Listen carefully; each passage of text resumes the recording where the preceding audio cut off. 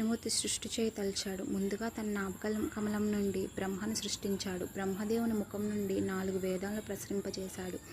ఆ వేదములను రక్షించడానికి వాటిని ప్రాణికోటికి అందించి మేలు చేయాలని గొప్ప జ్ఞానవంతుని మానసపుత్రునిగా పొందాడు. ఆ పుత్రుని పేరు అపాంతరముడు. మహాజ్ఞాని అయిన అపాంతరముడు తండ్రి అయిన విష్ణువునకు నమస్కరించి ఎదురు నిలిచాడు. విష్ణువు వేదాలను ఏకాగ్రతతో క్షుణ్ణంగా అధ్యయనం చేసి అంచిత వ్యాసం చేయమన్నాడు. అంటే అందంగా విభజించు అని ఆదేశించాడు.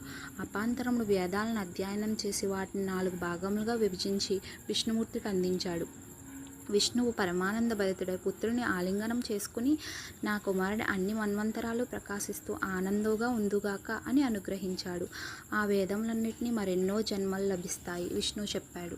మునులు పొగిడేటట్లుగా, జనులు ఆనందించేటట్లుగా నా కథలు ముల్లోకాలలో ఆచరించవలసిన ధర్మాలను నీ మనసులో దర్శించి త్రికాలజ్ఞుడుగా విరాజిల్లుమని ఆశీర్వదించాడు. రాబో కాలంలో పరాశర మహర్షికి పుత్రునిగా జన్మిస్తావు. పరాశర మహర్షికి జ్ఞాని, లోకాల్లోని ఉత్తములకు ఉత్తముడు. వశిష్ఠునకు మనవడు వత్స.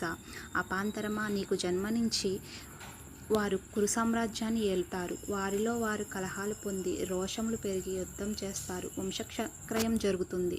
వ్యాస కాలమహిమ చేత కీడు కలిగి వేదాలు మరలా కలిసిపోతాయి. మరలా నీవే వాటిని విభజిస్తావు, 4 భాగాలుగా చేస్తావు. దేవతలు, ఋషులు నీ అద్భుత కార్యాన్ని ఆనందిస్తారు అని మహావిష్ణువు తన తనయుడైన వ్యాసునితో చెప్పాడు. జనులకు కలిగే అనేక ధర్మ సందేహాలను నీవు పరిష్కరిస్తావు. అఖిల సంశయించే కీర్తించబడతావు. పుణ్యాత్ముడు అవుతావు. లోకాలను హితం కలిగించేవాడుగా అని నారాయణుడు చెప్పాడు. తనయ, నీవు రాగము కలవాడవు, సంతానం మోహం కలిగి ఉంటావు. కానీ నీకు ఒక విరాగి పుత్రుడు కలుగుతాడు. శాస్త్రాలు, ఆగమాలు, సాంఖ్యయోగాలు నీ బుద్ధిని వికాసిస్తాయి అని ఆశీర్వదించి విష్ణువు అంతర్ధానం చెందాడు. వ్యాసుడు నిర్మలమైన మనసుతో దీర్ఘకాలం తపస్సు చేసి నారాయణుని గురించి విద్యలను పదిలం చేసుకున్నాడు.